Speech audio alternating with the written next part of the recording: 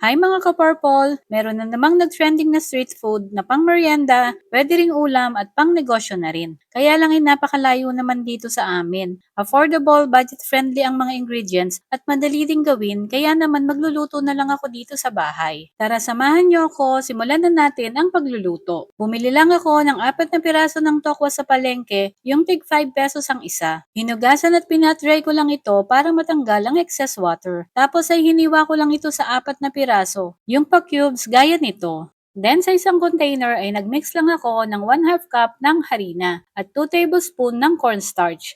Hinalo ko lang itong mabuti bago ko pinagulong ang tokwa sa harina mixture para makoat ang mga ito. At kung umabot ka hanggang dito ay paki-comment mo naman kung nasaang lugar ka habang pinapanood mo ang ating video para malaman ko kung hanggang saan ito nakaabot. After ko namang makoat ng harina ang mga tokwa, ay nagbati lang ako ng 2 itlog sa isang bowl. Tapos ay nilublog ko lang dito isa-isa ang mga tokwa. At panghuli ay naglagay naman ako ng breadcrumbs sa isang plato para dito naman pagulungin ang mga tokwa. At para mas maging crispy ang ating tokwa kapag ipinrito na. Pagkatapos namang malagyan ng breadings ang tokwa, ay isinet aside ko lang muna ito. Gagawa muna ako ng sauce bago magprito ng tokwa. Sa isang bowl naman ay pinagsama-sama ko lang ang half can ng Reno liver spread, 1 pack ng 80 ml mayonnaise, 1/2 teaspoon ng pamintang pino, 1 tablespoon ng liquid seasoning, at kaunting tubig para hindi sobrang lapot ng ating sauce. Ilalagay ko na lang sa huli nitong video ang list of ingredients. Optional lang ang paglalagay ng tubig dahil kung gusto nyo na thick ang sauce ninyo, ay skip nyo na lang ang tubig. Hinalo ko lang itong mabuti para mag-well combine ang lahat ng ingredients. Nagdagdag din ako dito ng 1/2 tablespoon ng asukal para mabalanse ang asim at tamis nito. Kaunting asin dahil medyo matabang pa. Naglagay rin ako dito ng carrots na hiniwa-hiwa ko ng pino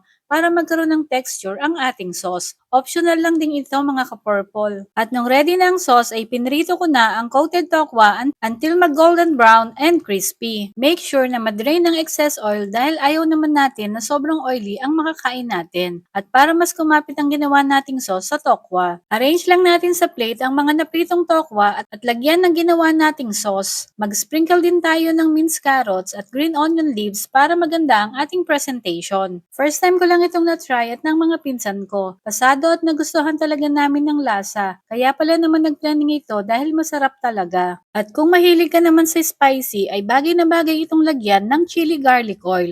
Nagko-complement ang lasa at mapaparami lalo ang kain mo ng tofu square. Kung gusto mo naman itong gawing business ay siguradong kikita ka dahil maliit na puhunan lang naman ang kakailanganin mo at hindi rin mahirap hanapin ang mga ingredients. Pili ka na lang kung anong packaging ang gagamitin mo kapag ititinda mo ang tofu square. So yun lang muna mga ka-purple. Salamat sa pagsubaybay. See you again sa next video. Bye!